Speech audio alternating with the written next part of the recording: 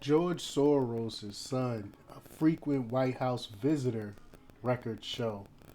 I mean, this is this is par for the course for the Soros. We know how much influence they have over the left.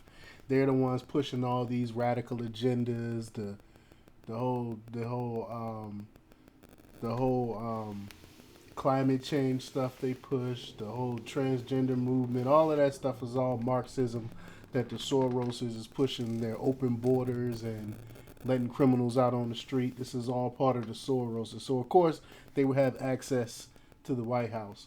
But before we get started, go ahead and hit that like button, share this out so we can get this information out there. Subscribe if you're not already a subscriber. And hit that alarm bell so you know when I'm putting out new stuff. Also, check out my link tree in the description. It has a link to my Patreon where I talk about things I can't talk about here. There's also a link to my Instagram and my merch store where I have I Will Not Comply t-shirts. So check those out as well. All right, let's talk about this news. The son of left-wing billionaire George Soros, Alexander Soros, has been a regular guest of the White House ever since President Joe Biden assumed office in 2021, according to official records. The records, first reviewed by the New York Post, showed the young Soros has made at least 14 trips to the White House since October 2021 and held discussions with various officials throughout 2022. It is understood his visits mainly involved representing the interests of his 92-year-old father. Soros visited the White House on December 1st, where he met with Nina Shrivastava, or however you pronounce her name, the assistant to Ron Klain, who was the chief of staff at the time. Shrivastava was also involved in President Biden's election campaign. The visit happened to coincide with the state dinner hosted by the First Family in honor of French President Emmanuel Macron and his wife, Brigitte, which the young Soros attended. The day after Soros attended the state dinner, he held meetings with Marina Adam, an advisor to the counsel to the president, and Jonathan Feiner, deputy national security advisor. The visitor logs also show that Soros, who is the chair of the left wing philanthropy organization Open Society Foundations, funded by his father, had made previous visits to the White House. These included meetings with Adam on October 14th, Shrivastava on September 14th, and Feiner on three separate occasions in 2022. The updated log also disclosed that Soros had meetings at the White House with Kimberly Lang, a former executive assistant to the National Security Advisor, on October 6, 2022.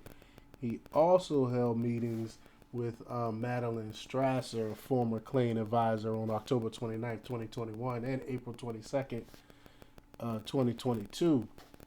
Now, George Soros is known to keep a low profile, influencing politics by discreetly donating huge sums to left-leaning candidates and directing funds to progressive causes through his non-profits, including the Open Society Foundation. According to his website, the foundation has distributed more than $32 billion to left-wing causes worldwide since 1984. And I mean, the DAs, a lot of these leftist DAs that are releasing criminals on the street, they're all funded by George Soros. But despite Soros' effort to remain under the radar, he has recently faced scrutiny for his links to former President Donald Trump's ongoing legal troubles.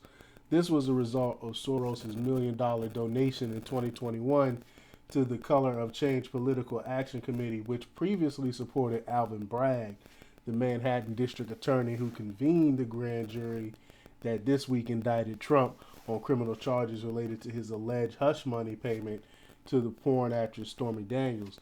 Now, Soros claims his payment to Color of Change was part of a criminal justice reform movement that seeks to eliminate bail and defund the police.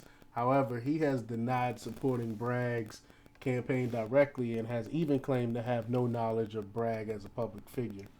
Quote, "I don't know him," Soros told Semaphore, claiming he did not contribute to Bragg's campaign. He also accused, quote, "some on the right of focusing on far-fetched conspiracy theories linking him to Bragg rather than, quote, on the serious charges against the former president."